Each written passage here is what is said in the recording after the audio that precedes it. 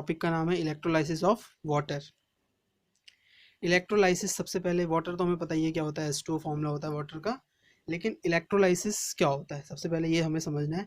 Electro मतलब हम current, electro मतलब होता है करंट, और लाइसिस मतलब होता है ब्रेकडाउन।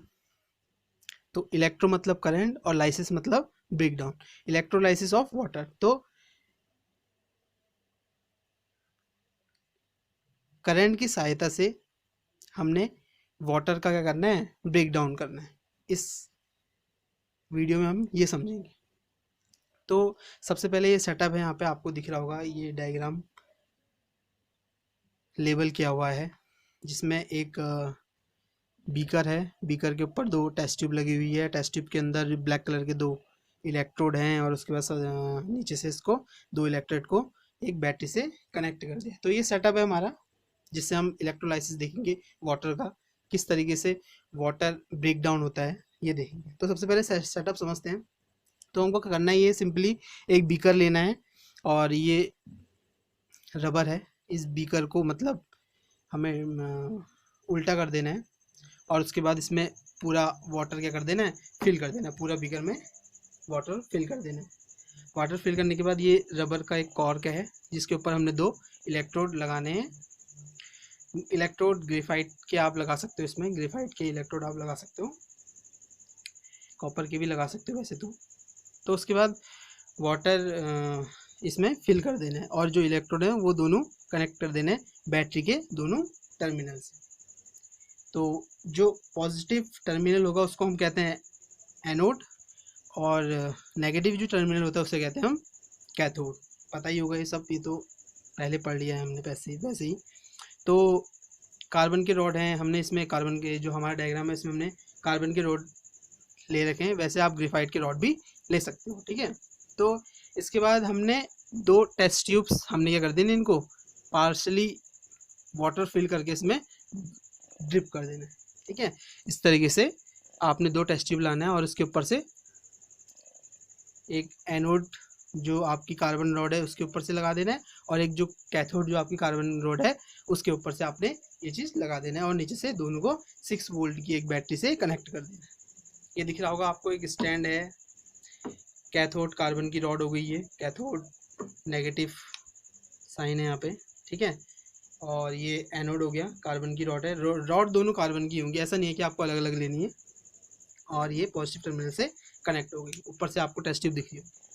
इतना आपको करना है, और उसके बाद जब इस बीकर में आप वाटर आपने फिल किया, तो थोड़ा सा आपने कोई भी एसिड डाल देना, जरूरी नहीं है, यहाँ पे मैंने सल्फ्यूरिक एसिड ले रखा है, जरूरी नहीं आपको सल्फ्यूरिक है, आप HCl भी डाल सकते हो, हाइड्रोक्लोरिक एसिड भी डाल सकते हो।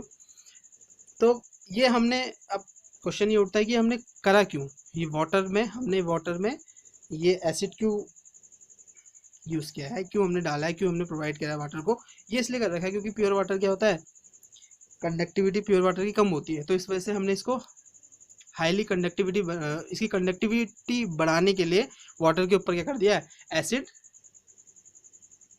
डिजॉल्व किया है, ठीक है। तो इसकी कंडक्टिविटी अब बढ़ जाएगी। कंडक्टिविटी समझ में आता होगा, मतलब अच्छी तरीके से इलेक्ट्रिसिटी इसमें क्या हो जाएगी, फ्लो होने लग जाएगी, ठीक है। तो इसके बाद ये सेटअप करने के बाद हमने स्विच भी लगाया है, इसमें स्विच को हमने क्या कर देना, ऑन कर देना है कुछ देर के लिए। तो कुछ देर बाद हम जब आएंगे तो हम ये देखेंगे कि जो टेस्ट ट्यूब हमने दोनों डाली थी, उन दोनों में से बबल्स निकल रहे, बबल्स ऊपर को निकल रहे, ठीक है। तो बबल्स ऊपर को निकलेंगे, दोनों टेस्ट ट्यूब में से ही निकलेंगे, बट जो कैथोड वाली जो टेस्ट ट्यूब है उसमें से ज़्यादा निकलेंगे, पानी का लेवल उसमें से कम हो जाएगा, एयर ऊपर को आने लग जाएगी, एयर आने लगेगी दोनों उसमें। लेकिन जो कैथोड वाली है उसमें ज़्यादा एयर होगी एज़ कम्पेयर टू एनोड में। हाँ, तो ये कैसे हुआ, तो वाटर का हम क्या कर रहे थे, इलेक्ट्रोलाइसिस कर रहे थे, वाटर का इलेक्ट्रोलाइसिस किया हमने, ठीक है। तो वाटर दो भागों में, वाटर किस चीज़ से बना रहता है, कौन सी गैस से, एक हाइड्रोजन से और एक ऑक्सीजन से, ठीक है। तो हाइड्रोजन के पास पॉजिटिव, जिसे हम कैटायन कहते हैं, हाइड्रोजन पॉजिटिव आयन होता है, उसके बाद जिसको हम कैटायन कहते हैं, और एनायन होता है ऑक्सीजन के पास। तो होगा ये जो कैटायन वाला पार्ट है, हाइड्रोजन वाला है, वो किसकी तरफ को अट्रैक्ट होगा, वो होगा कैथोड की तरफ को, नेगेटिव टर्मिनल की तरफ को क्या होगा, अट्रैक्ट होगा, ठीक है। और ऑक्सीजन जो है, एनायन जो होगा, वो पॉजिटिव टर्मिनल की तरफ को क्या होगा, अट्रैक्ट होगा, ठीक है। तो H2O जो है, H2O वाटर का जो फॉर्मूला होता है वो अलग अलग दोनों जो गैस हैं हाइड्रोजन और ऑक्सीजन में स्प्लिट हो जाएगा, ठीक है।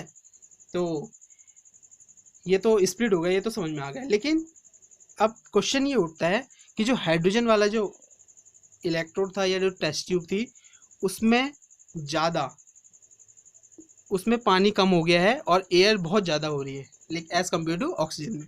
वो इसका सिंपल सा एक बहुत सिंपल एग्जांपल ये है कि जो हाइड्रोजन का जो मॉलिक्यूल, सॉरी जो वाटर का जो मॉलिक्यूल होता है वो होता है H2O।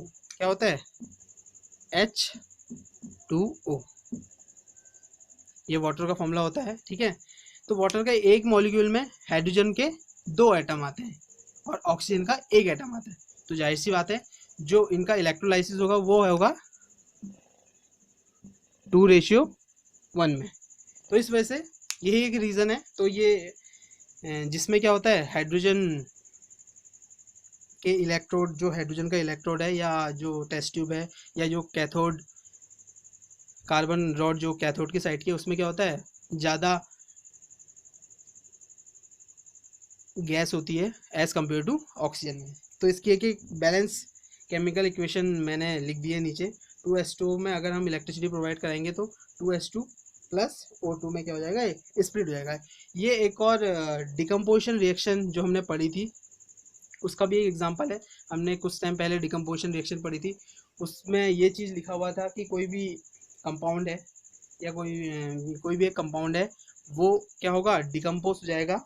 अगर उसको अगर हम इलेक्ट्रिसिटी प्रोवाइड करेंगे तो वो डिकम्पोज हो जाएगा, 2 या 3 सिंपल सब्सटेंसेस में स्प्लिट हो जाएगा वो। तो इसमें भी इस तरीके का ही है केस, H2O है, अगर उसको हम इलेक्ट्रिसिटी प्रोवाइड कर रहे हैं तो वो 2 अलग अलग गैसेस में क्या हो जा रहा है, स्प्लिट हो जा रहा है।